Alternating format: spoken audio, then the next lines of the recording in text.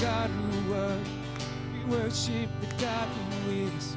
We worship the God who evermore will be. He opened the prison doors. He parted the raging sea. My God is holy. There's joy in the house of the Lord.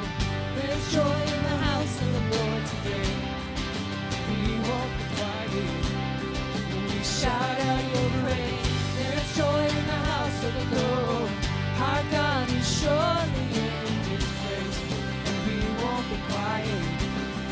We shout out your praise.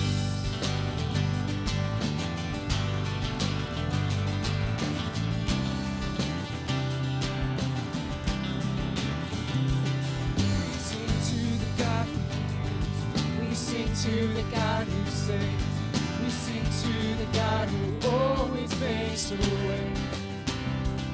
'Cause he hung upon that cross and he rose up from the grave.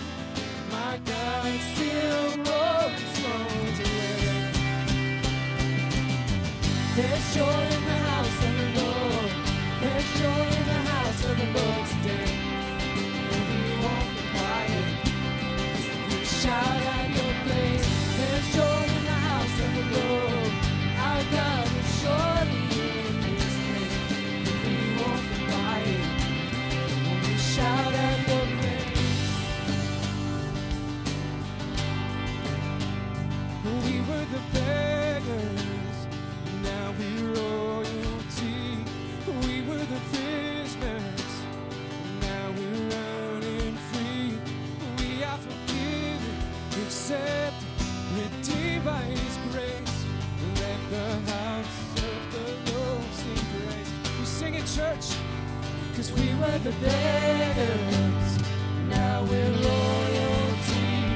We were the prisoners, now we're running free. We are forgiven, accepted, redeemed by His grace. Let the house of the Lord sing praise. There's joy in the house of the Lord. There's joy in the house of the Lord today. We won't be quiet. We shout out your praise. There's joy in the house of the Lord. Our God is surely in this place. We won't be quiet.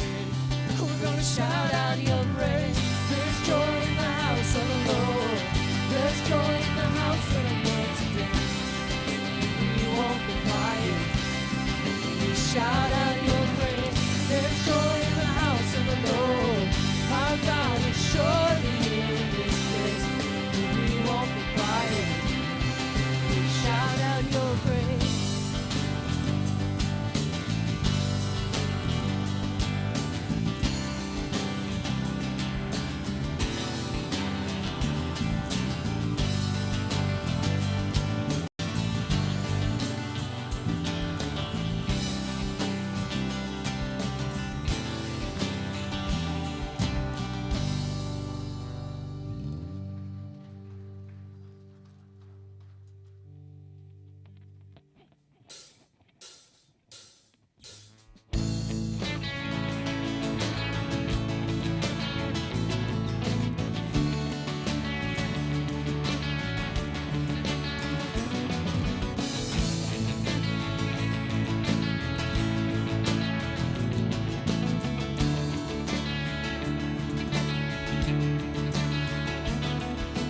Praise be a weapon that silences the enemy. Let praise be a weapon that conquers all anxiety. Let it rise. Let praise arise. We sing with your name in the dark and it changes everything. We sing with who we are and we claim your victory. Let it rise. Let praise arise.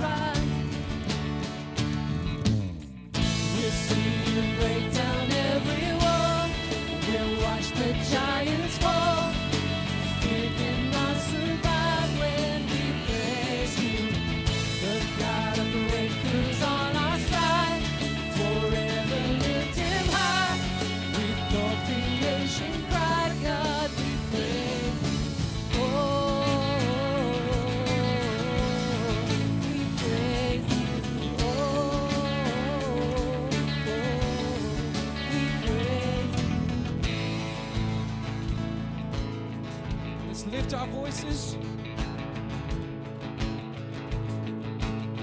Here we go. This is what living looks like. This is what living looks like. This is what freedom feels like. This is what heaven sounds like. We praise you, we praise you. This is what living looks like.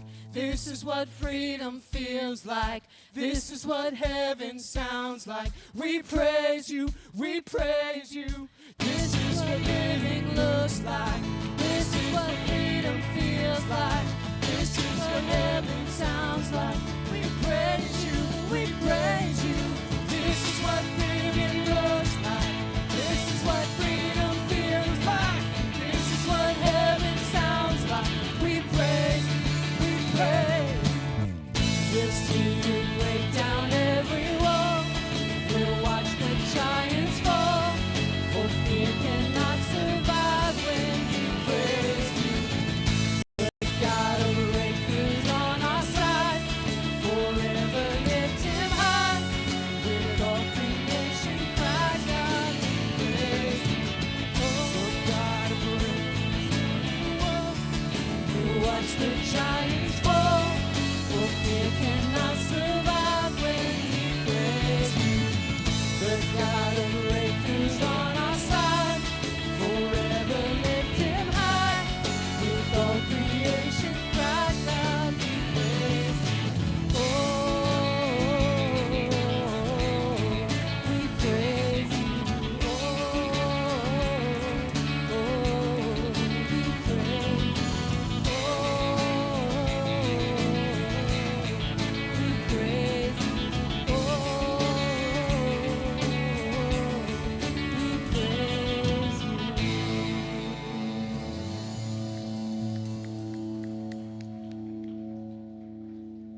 Amen.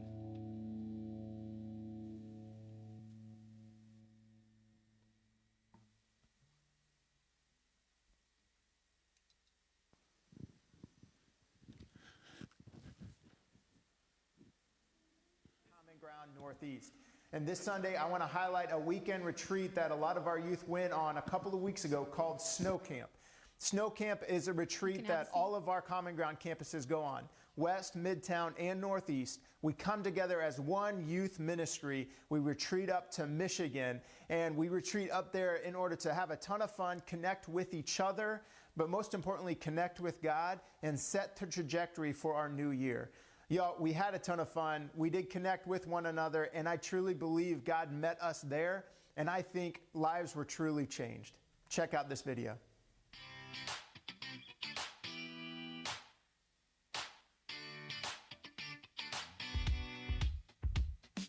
Got up before the alarm, sunlight replacing the stars, finding my phone in the dark, putting my life on restart, so many places to go, asking what's best, I don't know, each hour's an hour you make, so I know it's gonna be straight, one more day, I believe that it's gonna be all okay with you, in love, I gotta breathe, I'm awake, my heart is beating for you, your love is all I need, another day,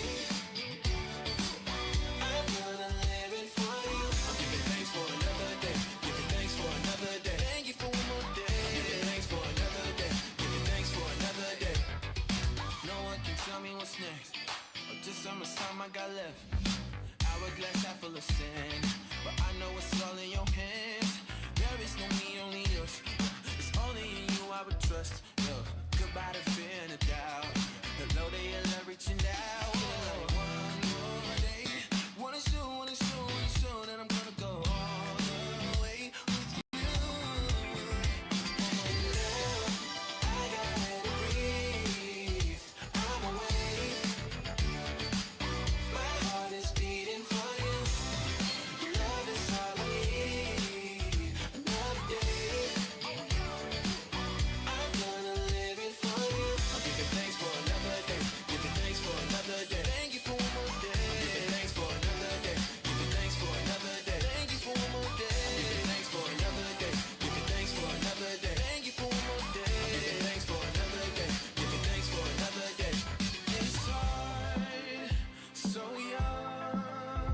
It's yours, it's yours. All of my days, my hours, they're yours, just yours. This heart, so young, it's yours, it's yours. All of my days, my hours, they're yours, just yours. Oh, and now I gotta breathe. My heart is beating for you. Your love is all I need. Another day, keep on loving me. I'm giving thanks for another day. Giving thanks for another day. I'm giving thanks for another day. Giving thanks for another day. I'm giving thanks for another day. Giving thanks for another day. I'm giving thanks for another day. Giving thanks for another day. Thank you for one more day.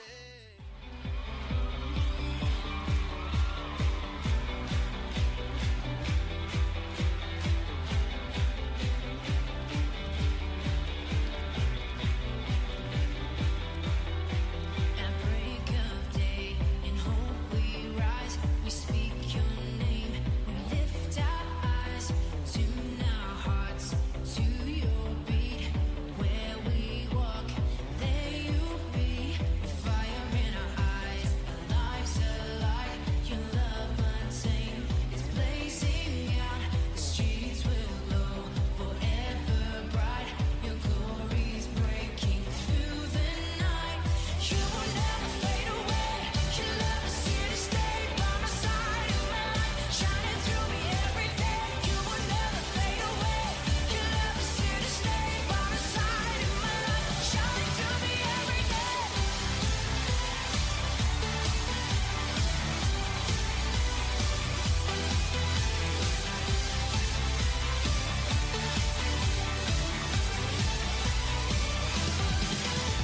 You wake within me, wake within me. You're in my heart forever. You wake within me, wake within me. You're in my heart forever.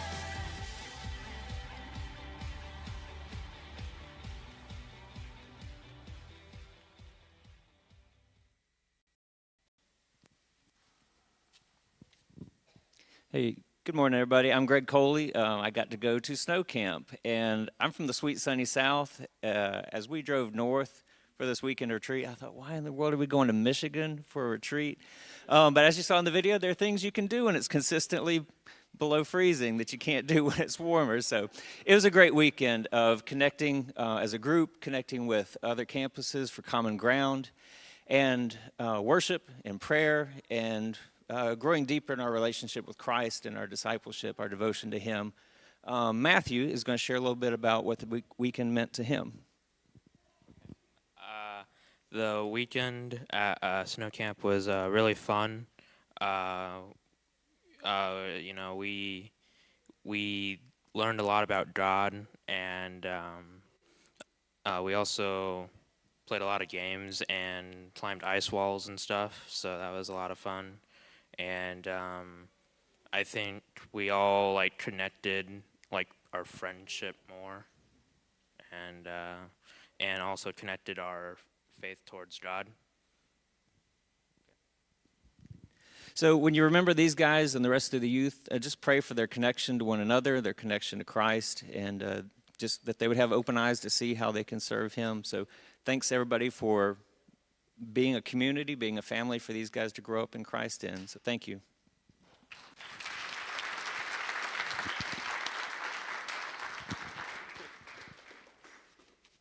Congratulations, guys. It looks like it was a blast. Good morning, everybody. My name is Anthony Dumas. I'm one of your elders here at Common Ground Northeast, and we want to welcome everybody on this beautiful, road-cleared, snowy Sunday. So it's good to be back, and it's good to be here. If you are new or if you're visiting, and you want to get to know more about Common Ground Northeast, on some of the chairs behind you, there are cards that you can fill out your information, and that way we can get in touch with you more. There's also a QR code on the back of there if you want to snap that, and then that way you can find out more information about the things and happenings going on at Common Ground Northeast. We currently do a lot of anything that we're doing you will find on our digital bulletin, and we just do thank you for that. And today, if we are having childcare and school, so if there anybody that is going to go to Sunday school today, please, let's go do that. And for us, stand up, say hi, and let's just greet each other, and we'll get going here in a little bit. Thank you.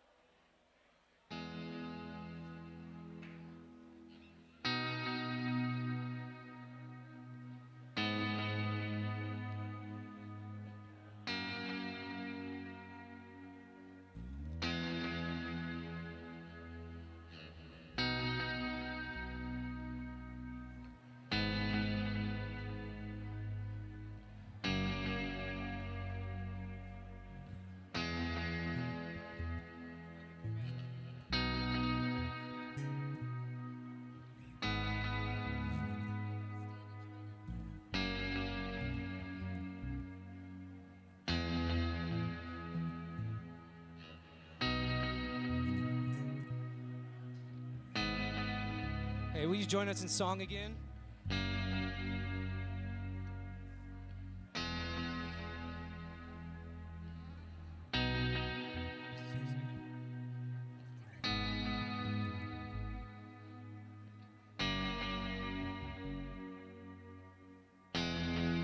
We've seen what you can do, oh God of wonders. Your power has no end. The things you've done before, in great measure, you will do again. There's no prison wall you can't break through, no mountain you can move. All things are possible. There's no broken body you can raise, no soul that you can save. All things are possible. The darkest night, you can light it up. You can light it up. Oh God of revival, let hope arise. Death is overcome. You've already won. Oh God of revival, you rose in victory, and now you're seated forever on the throne. So why should my heart fear what you defeated? And I will trust in you alone. 'Cause there's no prison wall you can't break through, no mountain you can't move. All things are possible. There's no broken body you can raise, no soul that you can save. All things are possible.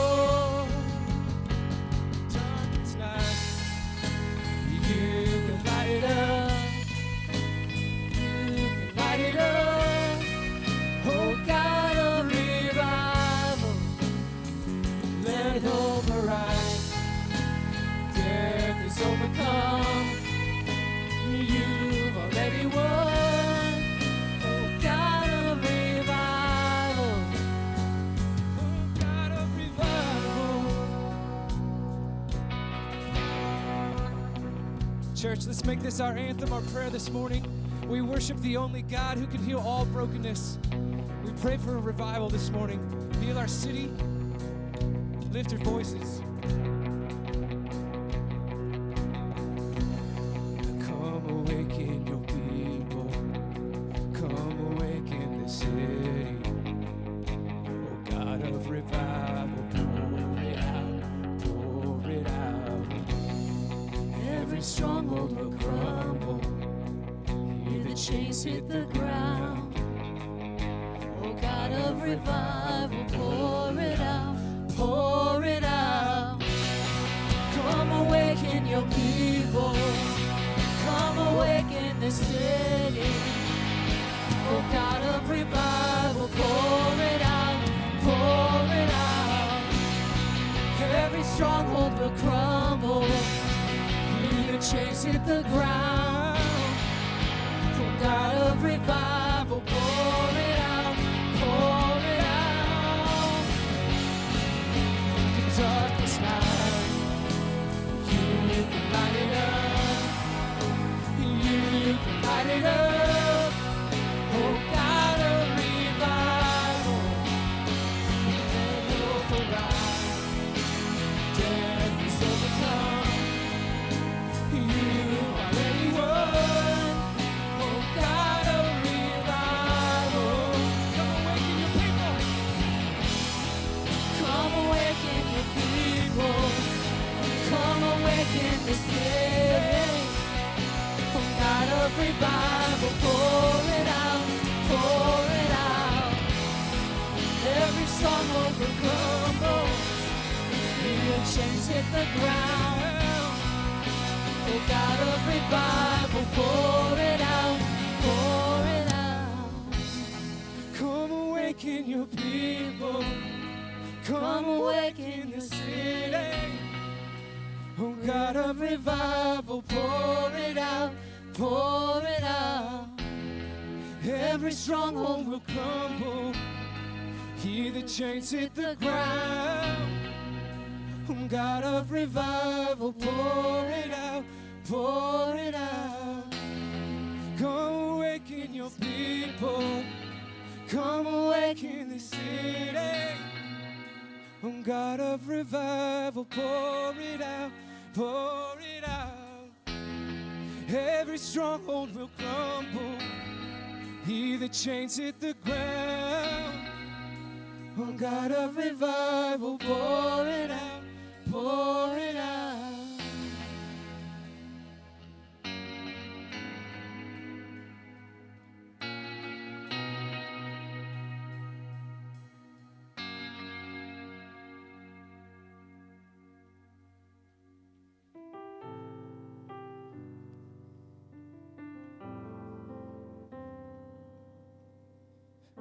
I'll never be more loved than I am right now. Wasn't holding you up, so there's nothing I can do to let you down. It doesn't take a trophy to make you proud. I'll never be more loved than I am right now. Going through a storm, but I won't go down. I hear your voice carried in the rhythm of the wind to call me out. You would cross an ocean, so I wouldn't drown. You've never been closer than you are right now. You are Jireh. You are enough. 'cause you are Jireh, you are enough. I will be content in every circumstance. You are Jireh, you are enough. Forever enough, always enough, more than enough. Forever enough, always enough, more than enough. I don't want to forget and how I feel on the mountaintop. I can see so clear what it's all about. So stay by my side when the sun goes down. Don't want to forget how I feel right now. You're a Jireh. Jireh, you are enough. You are Jireh, you are enough. I will be content in any circumstance. You are Jireh, you are enough. Forever enough, always enough, more than enough.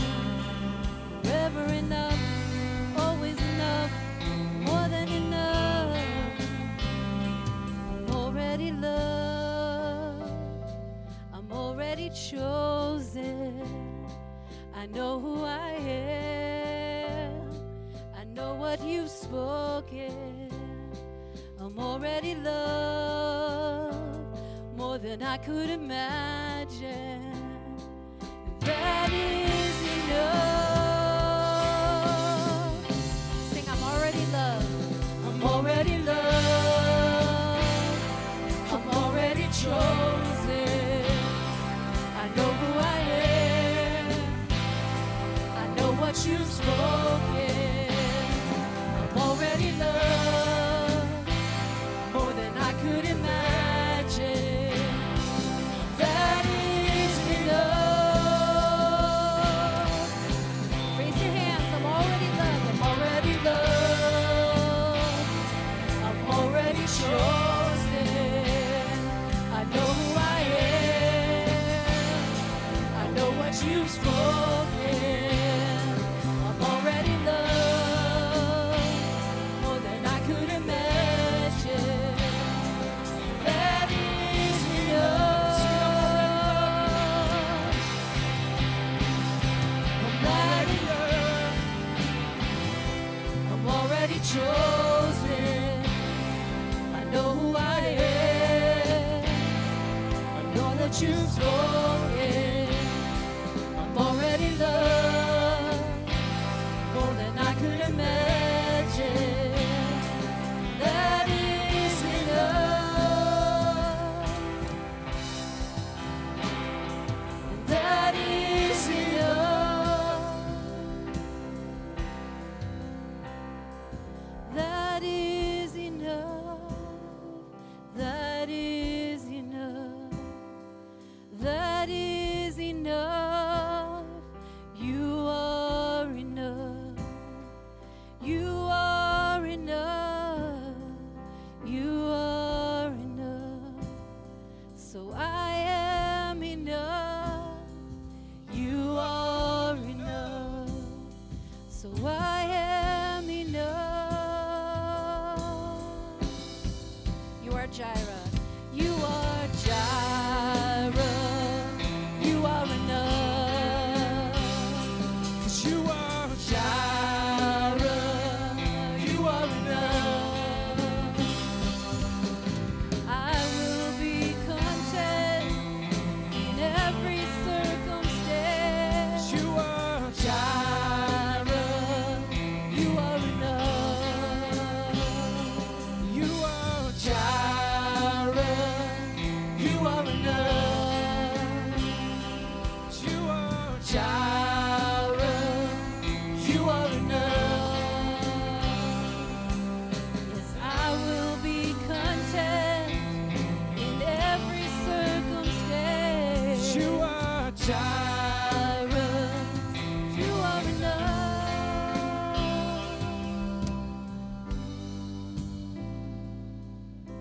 God, we worship you this morning. Father, we recognize that you are the only thing that we need, Father, the only thing that can provide, Father. And today we give you the glory, Father. We love you, and it's in your name we pray. Amen. Amen.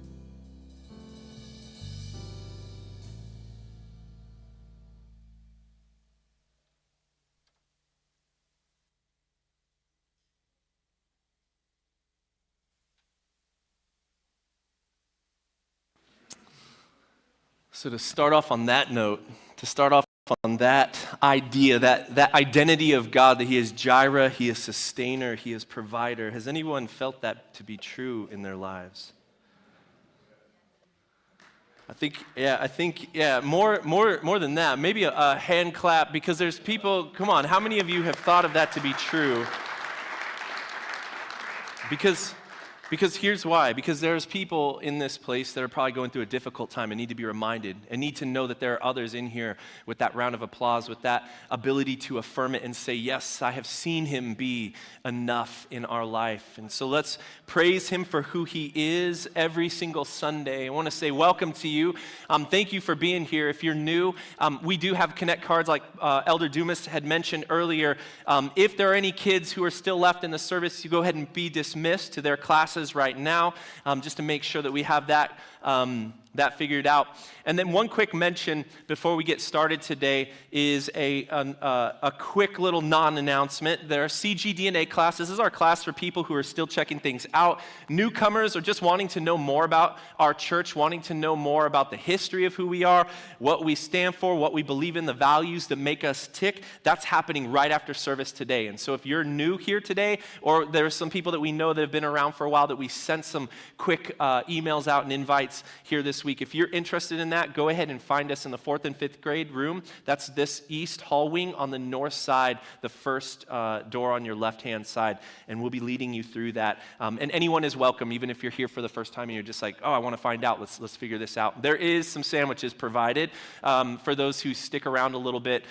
There will be some lunch that's in there too. Well, first of all, let me say this as an acknowledgement, but also as a celebration. Today is the first Sunday of Black History Month, all right? Amen? Now, over the last few years, we've done a few different things for Black History Month.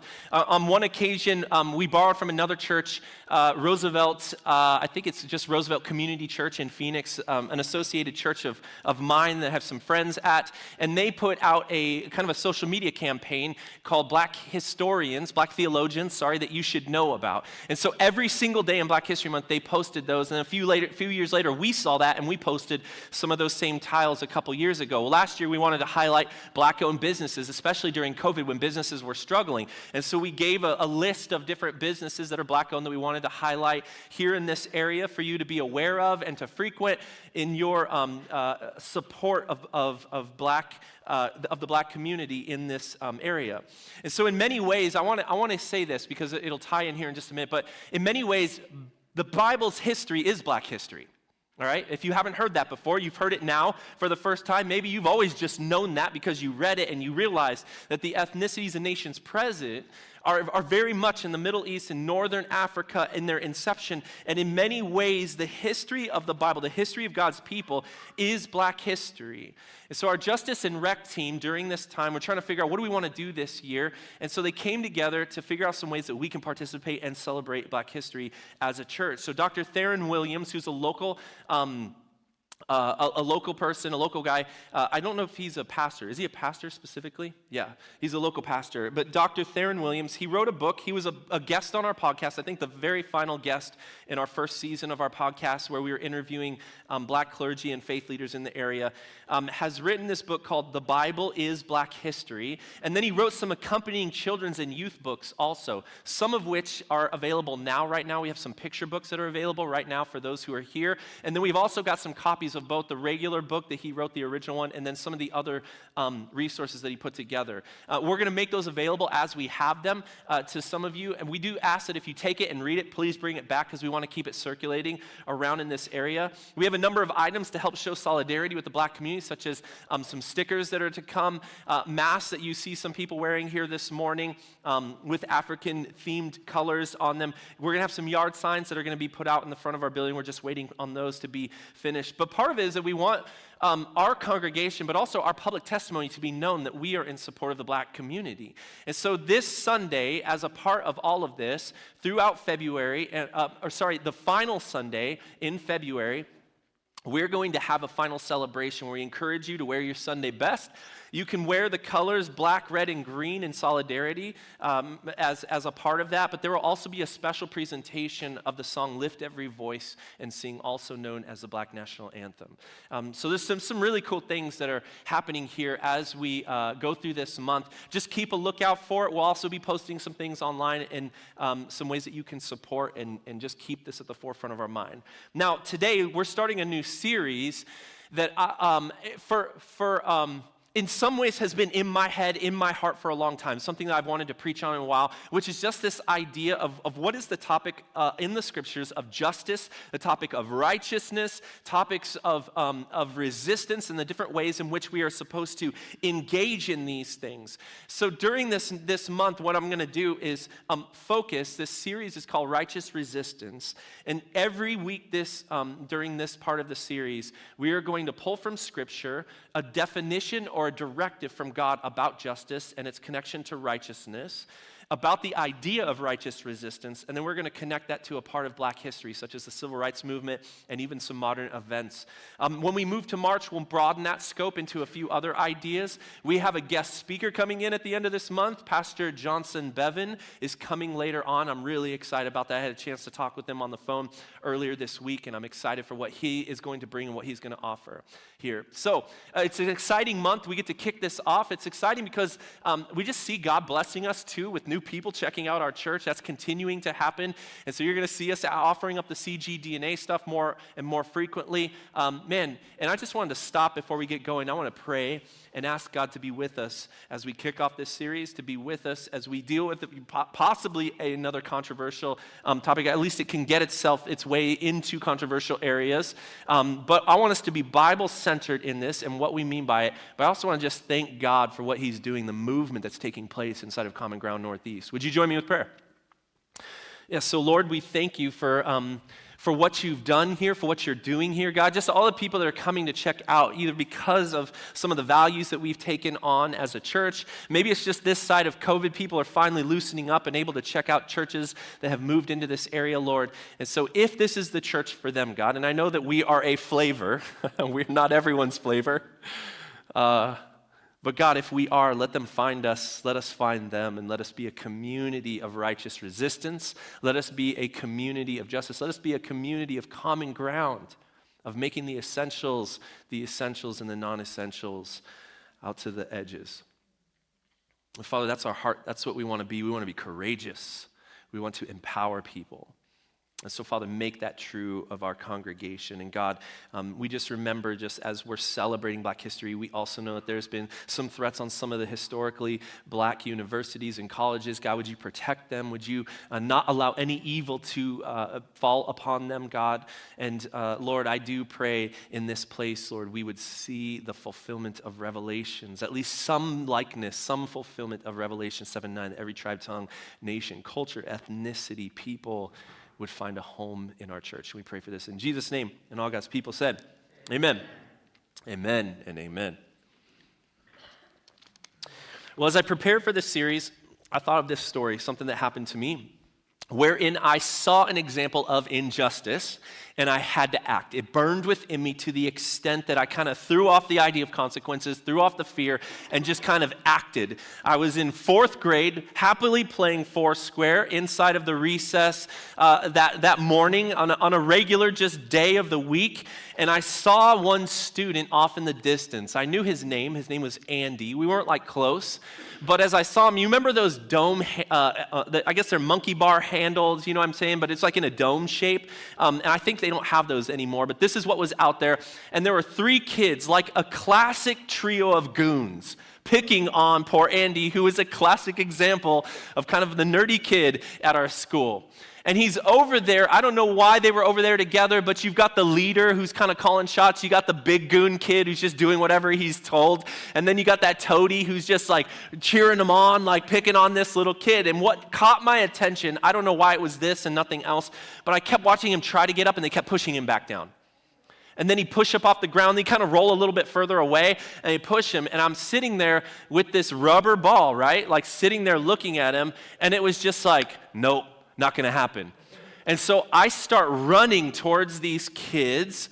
And as I see them get up, I'm like getting angrier and angrier. I begin running faster and faster. Now I want you to know I'm not the tough guy in school. I was never known for that. I was never very athletic as a kid. I was really good at Super Mario Brothers, all right? If that helps you understand where I'm at. But because of my size, I'm always bigger than other kids in our school. And so I just start picking up speed, picking up momentum. I've got some weight to me, so that's coming along for the ride. And I remember watching the leader, because I was just like, who's the next one to push Andy down? I see him push the kid down, make eye contact with me right before I just, boom, slam into this kid full speed. Like I didn't have any tactic, I had no strategy, it was just my weight transferred into him. It knocked him so hard that he flipped and he was on the inside of the dome. Thank God, because I was terrified. Once it realized what I'd done, I'm like, that kid can beat me up. And so I back up, and he kind of hits the bars because he can't get out fast enough. So I'm protected by the bars a little bit, just in time for me to be like, what did I do? Why did I do this? Picked a fight with 3 kids, and then the whistle blows. A teacher sees it, comes walking over. I'm like, yes, saved by this situation. So Andy gets up and he's like, man, thank you. And this is no joke. This is what the kid says in the bars, because he knows he can't get away with anything. The teacher's watching. He looks at me and he's like, my brother is going to bring a knife tomorrow and stab you. I believed him. It never happened. But I believed him and I was afraid. That kid was in 6th grade already, like two or so years older than me. And so I knew that he could already cause some damage, and he was on my bus. And so all through the rest of this year, at least the next few months, I'm walking in fear of 2 things, right? 2 things. Could I get suspended? Like there's actual repercussions to what I just did. And so as I'm dealing with this situation, I kind of, it all sobers up, right? The adrenaline wears off. Like, am I actually going to get stabbed? Am I going to get suspended? There were consequences to the kind of behavior that I had just displayed, but something inside of me in that moment just threw it all to the side and went to go rescue Andy in that moment. Now, I wasn't necessarily trying to become best buds with Andy, but he never left my side from that day on. Like Andy, the kid who's the nerd, right? He's just kicking it with me always, right? It was out of character for me to spontaneously attack another child. So this is what happened. They called me into the office and they said, what happened, man? Like, you don't do this? They basically just sided with me the whole time because it was so abnormal for me to do something like this. I completely got away with it. They said, as a formality, I need your parents to sign this form. My parents signed this form, and they kind of give me some very minor consequences. I don't know what happened to the other kids. They never, the kid's brother never brought any weapons to school. Other than that, and then having a new friend for the rest of my life, and Andy, I took a few shoulder checks when these kids would pass me in the hallway and the teachers weren't looking. Outside of that, nothing ended up happening, but there was some real life consequences to this. Some things transferred from Andy to me because all of that anger and all of that, whatever you would call it, I guess the oppression, the danger that was moving towards him then began to be my own problem as well. All right. I'm the hero in this story, but I want to admit to you that I have also seen injustice and not acted. I have seen injustice and looked the other way. I have seen injustice and I have ignored it. I've thought, that's not my problem. This isn't my thing to deal with. I have busy things to go about doing all the time. In fact, yesterday, some guy was changing a tire in our parking lot as we were trying to figure out all of the stuff that was going on with the ice on our roof. And I wanted to just pass him. And I'm like, I'm preaching this message tomorrow. I got to talk to this guy. I stopped by. I'm like, dude, what do you need? Do you need help? Anything? Water? Do you need warm up in the building? And he's like, no, I got everything I need, man. I'll be able to change this. I was just hoping I wouldn't have to change it. I could just fill it and get home. So he's doing the tire thing.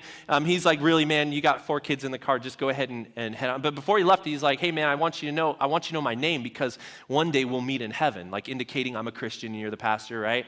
And so we exchanged names, and he said, thanks, man. I really, really, really appreciate that you stopped and at least checked in on me. So it was valuable to him in some way, shape, or form. But honestly, man, I wanted to keep going. I had other things I was trying to get to. I was trying to move on. And there's all kinds of reasons why we see injustice and don't act. And so part of what I want us to do in this is to surface the idea in your hearts and your minds What we're doing here is to examine what compels us to intervene when we see an act of injustice. What compels us to not? What causes us to be like, nah, not now. I'm not going to deal with this right now. Have you ever stopped to ask even where we get our ideas of fairness and equity and justice anyways, right? We have to sort through all kinds of stuff that will often feel unclear in a moment. What does justice and equality look like?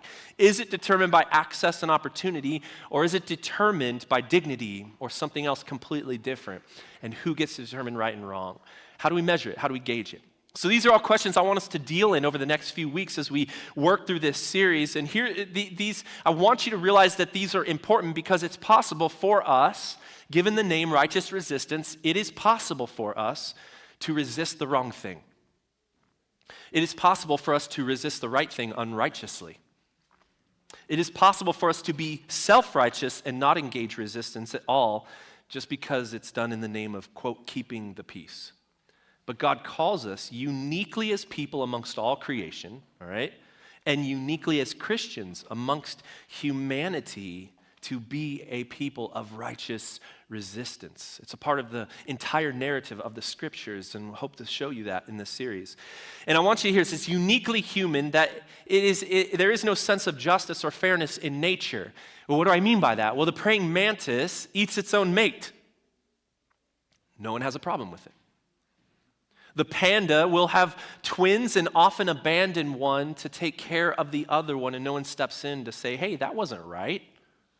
Often we don't even know it happens. A lion eats its prey without even a thought. Nobody attempts to charge the lion with murder or put it on trial for doing something wrong like taking the life of another.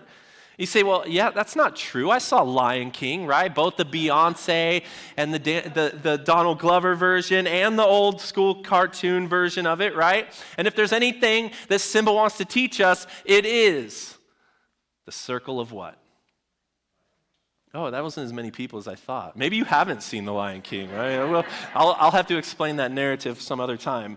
But inside The Lion King, if you see that, it's like, no, it's all fair because we die and give to the ground, and the ground produces fruit, which produces food for the animals that eat of those things, and then the predators eat those, and it all kind of works out fair because it's the circle of life. But what's really happening there is that it's just humans giving our own attributes. We're trying to make sense of the injustice that we actually witness inside of nature all the time. So if you ask a lion out in the wild, hey man, why is that gazelle's mouth hanging out of your leg? What's his answer? I'm a lion. That's what I do. And then he will eat you without remorse for asking the question. No consequence, no understanding of right, wrong, or difference. So I want you to hear that. It's uniquely human of us, that it separates us from the animal kingdom, that we would try to make sense of the chaos that is now natural in what we call, from a Christian point of view, a fallen world. So we're morally endowed beings in a morally disordered world. We're the ones in the very few that try to make a straight path inside of the wild. We try to reorder what has been disordered in the universe and bring it back to the Creator's intention, because remember that everything in the beginning was made good. And it was made with that intention. It was ordered so that it was good. It was interconnected. It was all working well. The lion and the lamb lay together without the consequence of death inside of it. And Genesis 1 and 2 is just like a Jenga build. I think we have a picture up there. I meant to bring a Jenga set here today, but I forgot it. Look how nice and neat and ordered that thing is. I love me some Jenga. It's one of my favorite games to play as a kid. But what happened is, imagine this on a giant scale. And if this is the order of creation, it's just 3 blocks one way, 3 blocks this way, 3 blocks one way. And it builds this perfect thing. Now, you've seen those big yard ones every once in a while. They have those giant ones. So imagine that. But imagine instead of just 3 rows, 10 or 1,000 rows, and it's all stacked perfectly. And when the order of creation was disrupted, it wasn't just 1 block taken out. The rest can stand with that. The entire thing was completely toppled over, knocked to the ground, disheveled. Now, with a normal Jenga game, we can stack that up pretty quick. But if you had thousands and thousands and thousands of pieces, and every one was in the exact corner it had to be in, that's all but impossible to put back together the way it was supposed to be. And so our creation is shattered. It's a mess. It's on pieces on the ground, just a pile of blocks, impossible to bring back without God helping us. And the crazy thing is, we were not untouched by it. And so not only are we built with something in us that wants to straighten and reorder the things that were disordered, that's the new norm, disorder. We were actually disordered ourselves. So in the most basic level, I want us to see that our righteous resistance is our determined effort to reject chaos as the new norm of our fallen world, to work against that. It is our mandate to reconcile things back to the way that God created it so that we resist the scrambled mess of a giant mess of blocks sitting on the ground. We represent on God's behalf to rebuild what has been broken, what is unequitable, what is unrighteous, what is unjust. And so in order to have a righteous resistance, in order for us to participate that as those who have been touched by the brokenness and the chaos, we have to go to the story of God, the story of God's creation, the story of God who is a God of promise, a God of reconciliation, a God of liberation, a God of emancipation, a God of restoration. We want to engage this matter correctly. We have to know what is right and wrong according to God's measuring rod, because we're not only untouched, we're participants. We are perpetrators of the chaos in the midst of this, because isn't it true that we all have a tendency to bend the circumstances to kind of help ourself in a situation? Isn't it true that we tend to define and then redefine right and wrong in ways that are convenient and favor ourselves or our people or us as defined by any number of them, a group of them that we want to point out? So we come to God because we need God to, and this is a very biblical term, straighten our crooked hearts. All right? So what does Yahweh do in this situation? How does he speak to this?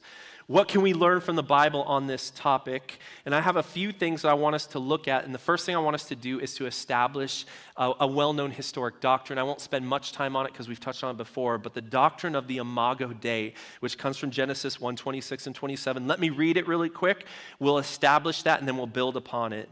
The Imago Dei it says this: Then God said, let us make mankind in our image, humankind in our image, in our likeness, so that they may rule over the fish in the sea and the birds in the sky, over the livestock and all the wild animals, and over the creatures that move along the ground. So God created humankind in his own image, and in the image of God, he created them, male and female, he created them. So the idea of rights and inherent dignity, by inherent I mean unearned, has nothing to do with your productivity on this earth. Your inherent dignity comes from the doctrine of the Imago Dei. Now, this is somewhat unique to the Christian faith. Other faiths and other philosophies have come into agreement with it along the way, but first and foremost, we get to look back at the history of God's people and say, image of God always built into his people. They didn't have to earn it. They didn't have to do anything. You heard the song today. You don't have to have a trophy to know that it's yours. You don't have to do the best things. God just says you have value, dignity, and respect that has elevated you amongst all other things in creation. Not based on productivity. Again, not based on your level of contribution to society, not able to be changed. The image of God is inside of every single person. All right? So that's great. That's theoretical. That's individual on that level, but it doesn't always work itself out nicely in the real world, right? It's a totally different thing to walk around and interact with this reality, knowing that it has implications on social structures, on the way things are built, on what justice is. So how do we build beyond the individual into a society that honors the image of God in all people, given our circumstances, our different capabilities, our advantages, disadvantages, things that tend to create social capital and hierarchies that say you are worth more, you are worth less, you are higher on this positioning, you are lower in this positioning. So I want us to look at some key verses that God gives us to make sense of it. So the second thing, past the Imago Dei, the first is the Imago Dei. The second one is that biblical justice should look like these few things. Starting in Proverbs 31, 8 and 9, it says, speak up for those who cannot speak for themselves, for the rights of all who are destitute. Speak up and judge fairly. Defend the rights of the poor and needy. Now, the focus is giving voice to those who don't have it. either literally or figuratively in their society because they don't have power or they don't have money or they don't have anyone's attention. Nobody cares what they have to say. And so the scripture tells us to notice first, to involve ourselves in the affairs of those, and it uses these descriptions: the poor and the poor, those who cannot speak for themselves, and the destitute. That we should righteously resist those who are causing the destitution by using your power, your voice on behalf of the voiceless. All right, simple enough. Let's look at another one. Jeremiah 22:3. This is what the Lord says: do what is just and right. Rescue from the hand of the oppressor the one who has been robbed. Do no wrong or violence to the foreigner, the fatherless, or the widow, and do not shed innocent blood in this place. So notice that the two words just and right are coupled together. This is a very common thing in Hebrew because though those words are not commonly associated, righteousness and justice in our language and in our day, they are very intricately related vocabulary words inside of Hebrew. We're going to come back to that, but you'll see it over and over again, related together, justice and righteousness. So this verse serves to highlight those who are oppressed. The foreigner, the fatherless, the widow. These are named specifically that we should create a community, listen to this, where those people who fit into those categories do not have to worry about their safety. That they're not walking around worried about who might take advantage of them. So in this context, that's what's being created. That when somebody comes into your area, into your city, you should make it such that the people who fit into these categories would not walk in with fear and trepidation that somebody might try to take advantage of them. So we're compelled in this verse to engage, as it says here, as rescuers who righteously resist those who would cause fear in the hearts of the poor, the needy, the foreigner, the fatherless. Let's take a look at Psalm 146, 6-9. And I want you to notice the proximity of the created order to this and the human order. Verse 6, it says, "And he is the maker of heaven and earth, the sea and everything in them. He remains faithful forever. He upholds the cause." So he has ordered creation. Now this, he upholds the cause of the oppressed and gives food to the hungry.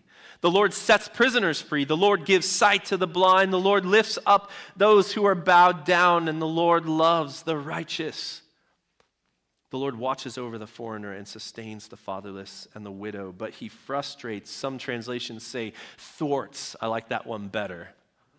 He thwarts the ways of the wicked. And so those who are challenged the emphasis I want to point out again is on the oppressed, on the foreigner, on the orphan, on the widow, and those who are challenged in their abilities. So the Lord loves the righteous. Those who do what is right, he thwarts. Did you hear that? You can't thwart by watching it go down from afar. You can't thwart anything by ignoring it, by not noticing it, or by noticing it and doing nothing. He thwarts the ways of the wicked. And so as the Lord does, we are to step into the pathway of the wicked and righteously resist them, thwart and cause trouble to the wicked. Now this is a good term, one of my favorite terms, good trouble. The kind that John Lewis talked about, that he coined, he termed, he says, get into good trouble, necessary trouble. He said, when you see something that is not right, not fair, not just, you have to speak up. You have to say something. You have to do something. So if you're following the righteous resistance and the justice described in the Bible, you will notice that there is a consistent people being pointed out, and there is a consistent mode of operation that compels you don't do nothing. Well, for who? Well, he gives us that. Well, what are we supposed to do? Not nothing. Well, for who? Because we like to catch ourselves in this trap. Like I can easily let myself off the hook if I can not name the who. Well, I gave you the who. Well, what do you want me to do? Don't do nothing. It's time to stop that loop back and forth. And so remember, this is what it's called. This special emphasis on the object of the action. The who is a consistent set of people that scholars have come to call the quartet of the vulnerable. Naming the widows, the orphans, the immigrants and the poor. This is a word that refers, poor, is a word that refers both to those in economic distress and social outcasts. So Tim Keller says this: justice is the sign that you have been justified by faith. It's not the basis. You aren't justified because you're helping the poor, but a heart poured out in deeds of mercy and justice for the poor is a sign that you have been saved by grace. And if you are intensely concerned about the quartet of the vulnerable, which we just named, it's a sign that your heart is not right with God. So your salvation doesn't depend on it, but it definitely is a connection there that we should be doing something about this. Now I want to kind of recap just some little things. We'll switch gears one spot and then we'll finish up for the day. Here's what we've talked about so far, that it's this idea of justice, righteousness should be built on the truth of the Imago Dei, that everyone has inherent value. Okay, that's the first thing. That it's justice is always coupled with the idea of righteousness as defined by God. That's two. And that we are always to be compelled to get involved rather than not in matters of injustice. And then fourth, that we are to be focused intensely on the widows, the orphan, the immigrant, and the poor, the quartet of the vulnerable. Okay?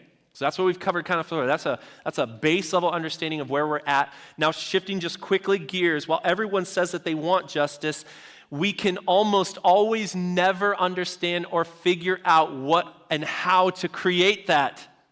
Amen? If you're in America, you have nothing but amens to say in this moment, right? None of us ever agree on how to make this work out. And so there's human theories. One law expert that I borrowed from Michael Sandel, he explains in his book, it's called Justice, What's the Right Thing to Do, that people in America and the West love to herald ideas of liberty and ideas of justice, but live in a subculture of their own who have totally different core values to define justice for themselves.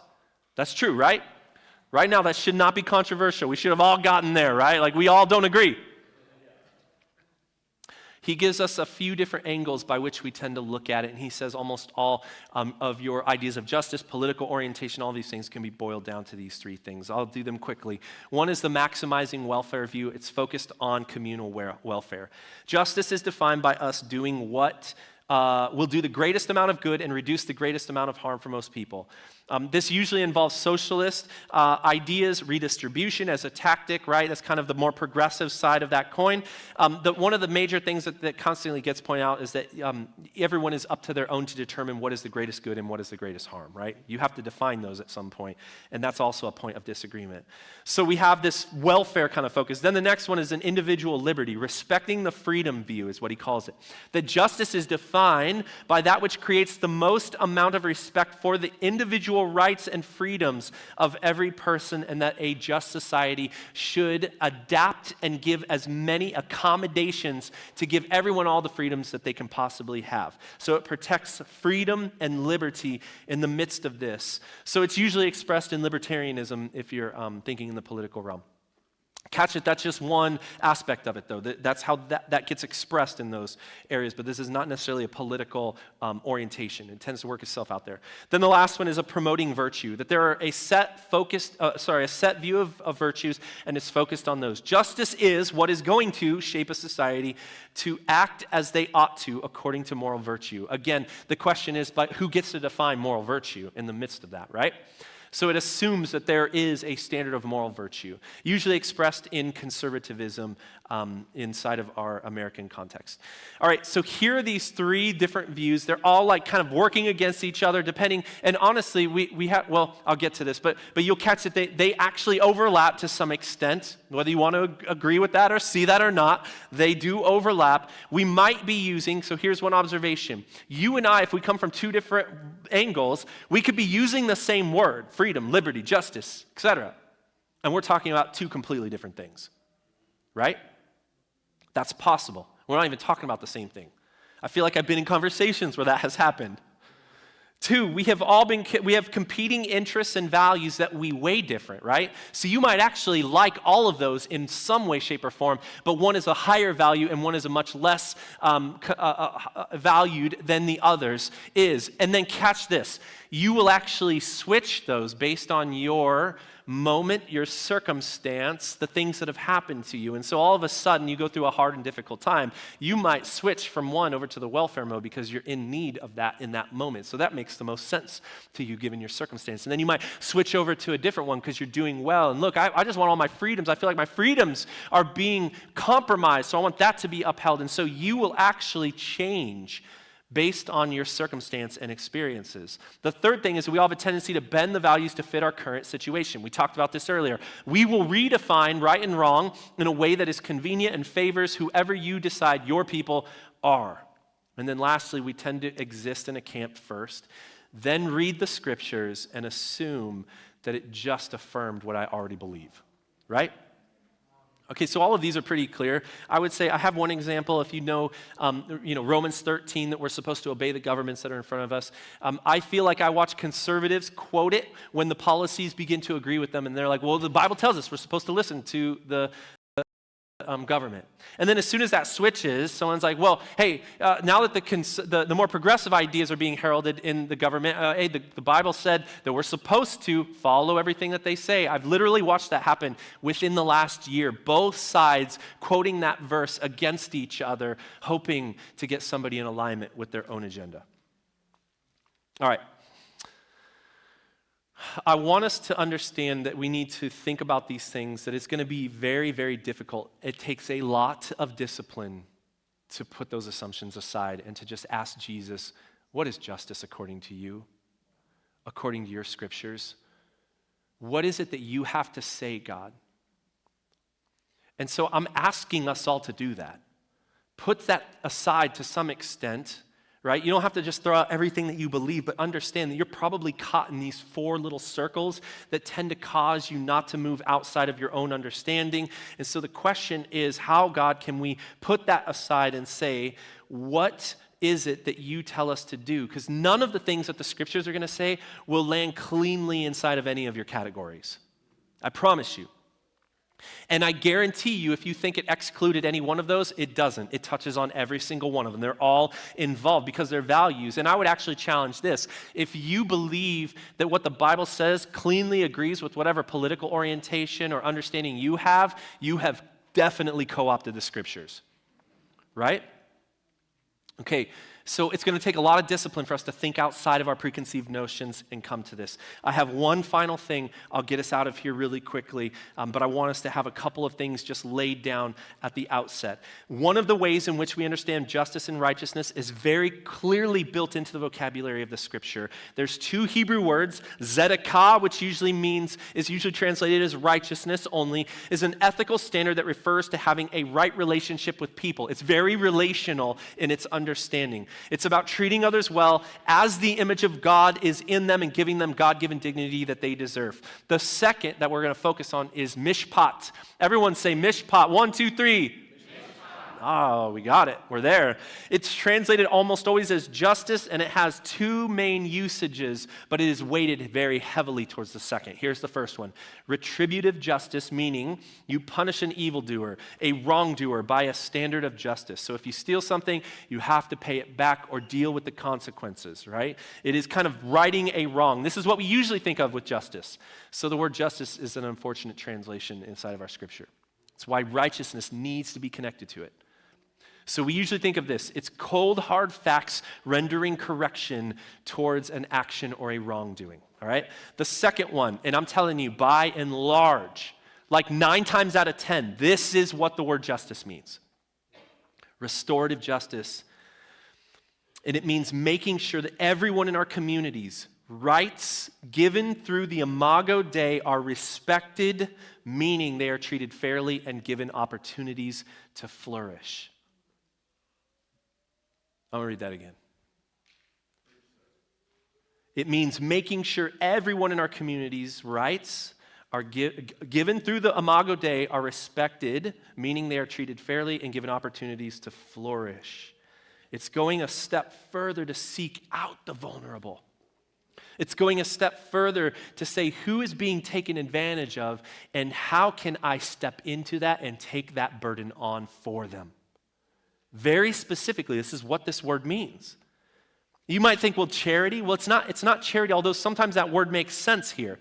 More than that, taking steps to advocate for the vulnerable, changing social structures to prevent injustice. And to illustrate this, I have one final verse. It's the classic verse on justice, and it's Micah 6, 7, and 8. It says this: "Will the Lord be pleased with thousands of rams and 10,000s of rivers of olive oil?" That's the offering, by the way, that doesn't make sense in our time. "If I'm going to give a sacrifice, can I give you these, God? Shall I offer my firstborn for my transgression, the fruit of my body for the sin of my soul?" And he says, no, he has shown you, O mortal, O human, what is good. And what does the Lord require of you? To act justly, to love mercy, and to walk humbly with your God.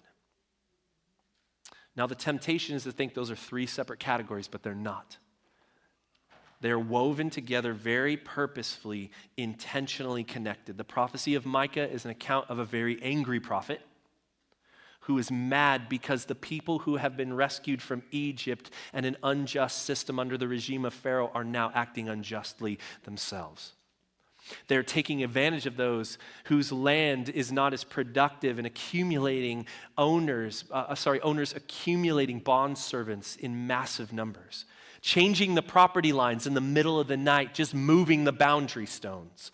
Rigging the weight systems in the markets to take advantage of others so that the money favors them and they get more out of each sale. So the people of God are in the midst of this unjust action, and Micah says, God doesn't care about your sacrifice. He doesn't care about all the things you can offer up to him. None of that matters. What he wants you to do is plain act justly. That's mishpat, restorative justice. Motivated by mercy. That mishpat should be motivated by something. It's mercy and compassion, further reinforcing this value of the most vulnerable as defined by God, because you have lived a life wherein you humbly walk with him. And so the best revealing of the Hebraic understanding of biblical justice is that our codes of conduct, or our laws, the laws that we have agreed to abide by, should be weighted in mercy and created so that they proactively protect the most vulnerable in our society. Well, who? We said it. It's the quartet of the vulnerable, the orphan, the widow, the immigrant, the poor. There is a recognition inside of their justice system that a broken world tends to bend towards and benefit those who are in power, those who have majority standing. That's the norm. And the countermeasure, society's leaders and God's people should build a social system to benefit the vulnerable. When that is not so, we are to insert ourselves into the midst of that situation and righteously resist against a system that marginalizes them. All right. So no matter where you fit earlier, whether you're welfare, liberty, virtue, if you want to operate under biblical justice, that's what it is.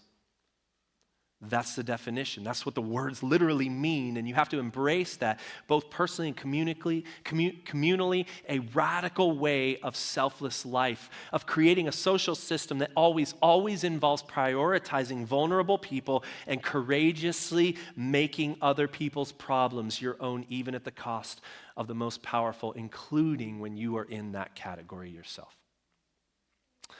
I want to close up with this idea. We have lots of excuses. I had lots of excuses for not getting involved all the time. I have them all the time. Fear of the possible consequences. What if this person means harm for me? I saw someone on the middle of the road one night driving to Common Ground, like 5 a.m, and I drove past him. He had no shirt on, no shoes. I'm like, oh, great, a drunk guy just kicking it out here. He's fine. He'll figure it out. Like, plenty of people have been here. And I get to the stop sign. I'm like, yeah, but I called you to be the kind of person who stops when other people won't.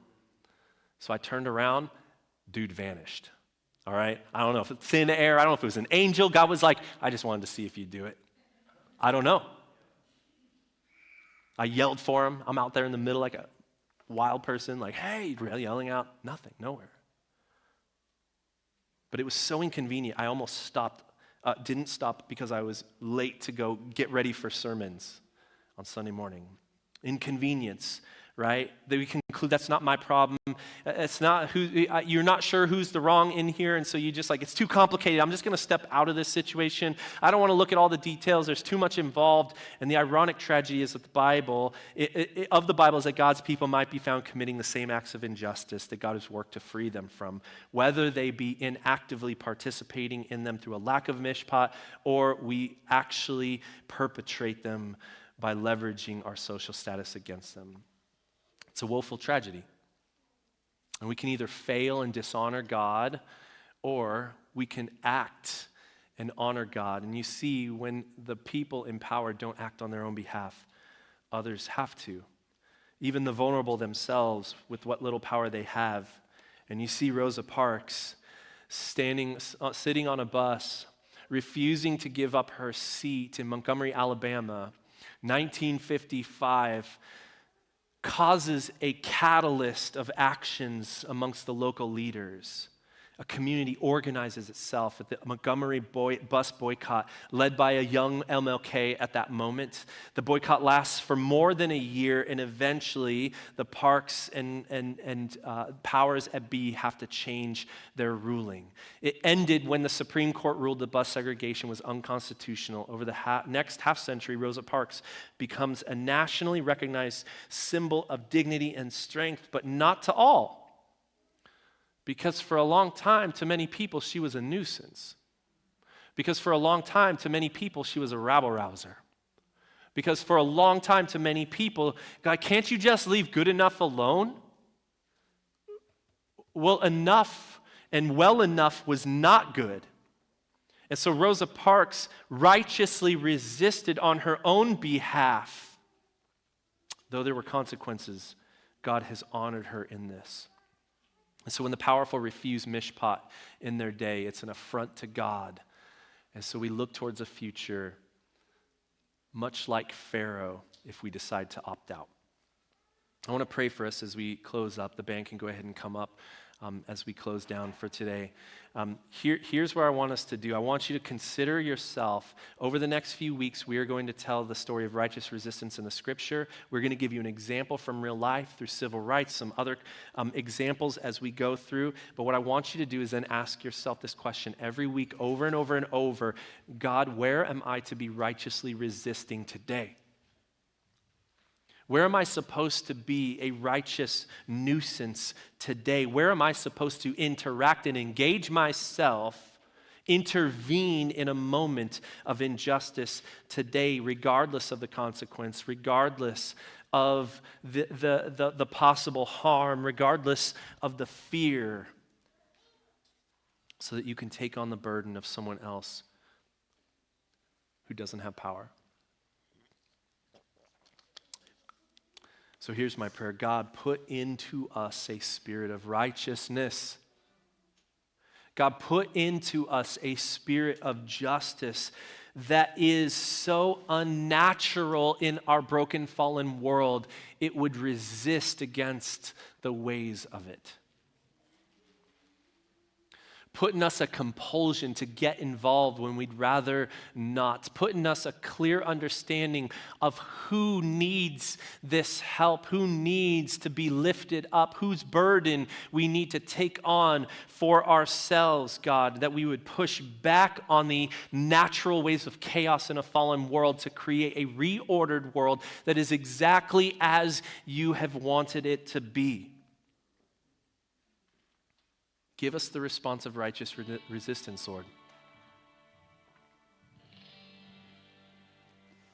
Help us to be as you have called us to be, Lord. We ask for all these things right now in Jesus' name. All God's people said, amen. Amen. See you, Father.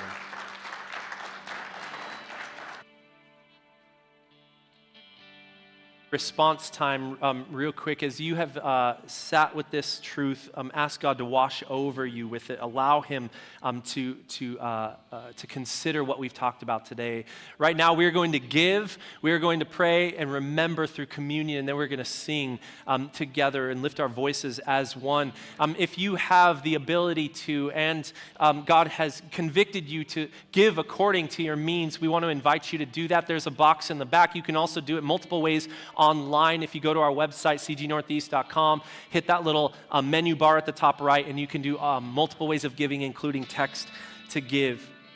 I want to say that we are open for prayer. If there's anything that you would like prayer for today, please come find me or Pastor Ken, Elder Dumas, any one of the elders in leadership who are here on site. If there's anything you would like prayer for, we would love to pray with you today.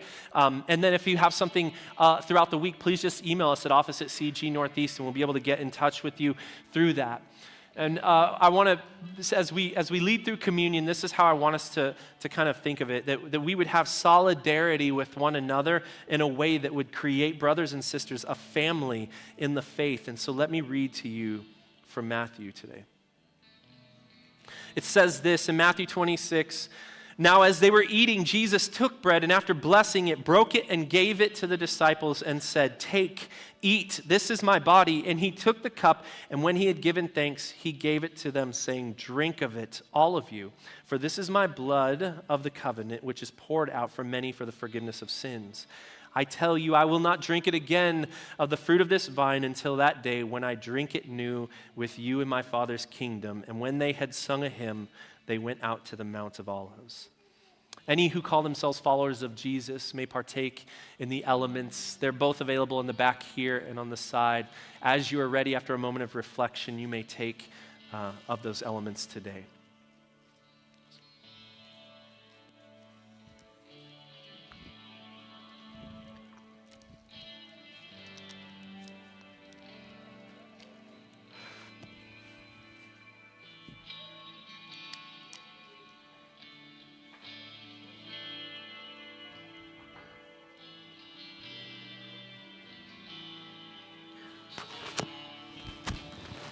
Great the chasm that lay between us. How high the mountain I could not climb. In desperation, I turned to heaven and spoke your name into the night. Then through the darkness, your loving kindness tore through the shadows of my soul. The work is finished, the end is written. Jesus Christ, my living hope.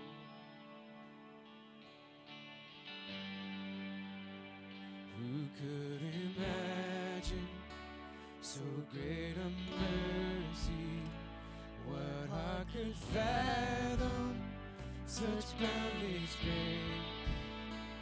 The God of ages stepped down from glory to wear my sin and bear my shame.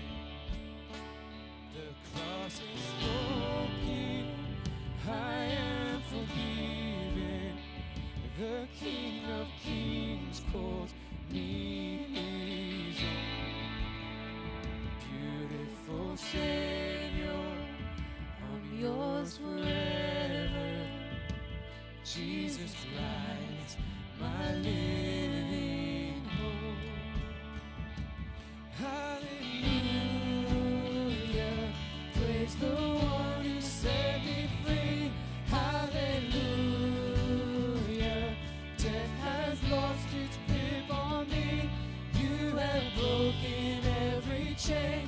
There's salvation in your name, Jesus Christ, my living hope. Hallelujah, praise the one who set me free. Hallelujah, death has lost its grip on me. You have broken every chain. There's salvation in your name, Jesus Christ, my living hope.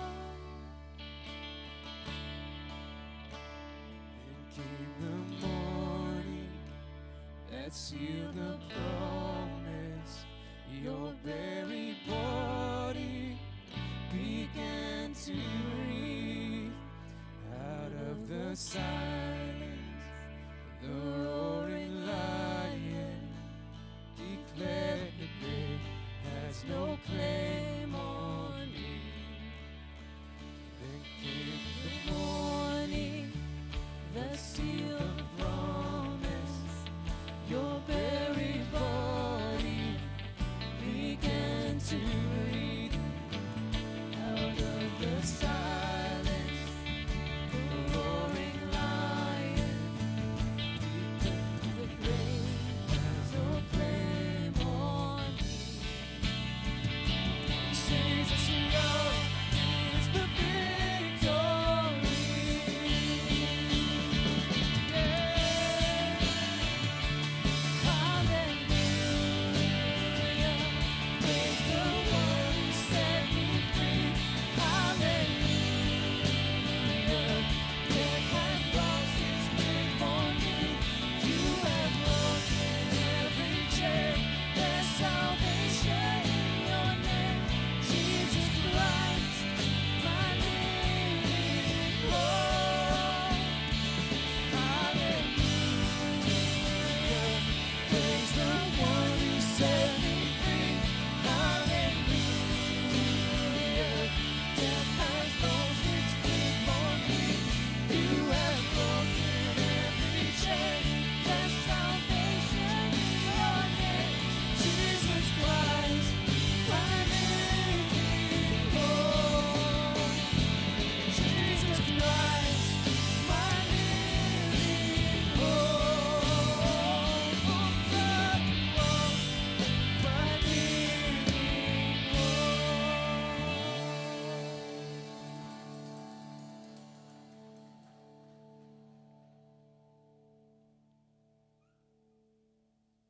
Smoother. Oh. Well, let me say, just being able to go out on that note, just knowing that Christ is our hope. If we have any hope of accomplishing all the things that we've talked about today, it is through the resurrection and the life of Jesus Christ. Amen? All right, would you go now knowing that this is our mandate, that this is maybe a recalibration, that this is a teaching, but this is for sure a moment of interacting with God's kingdom in a way that should overflow out of this place and flow out into the streets of everywhere you go, in your homes, in your neighborhoods, all of your places of recreation, in your schools, in your jobs. Take the light of Christ everywhere you go in the name of the Father and the Son and the Spirit. All God's people said, amen, amen. You guys have a great day. GDNA right now. If you want it, if you want to learn some more about us, 4th and 5th grade room, I saw the Jimmy Johns getting delivered already.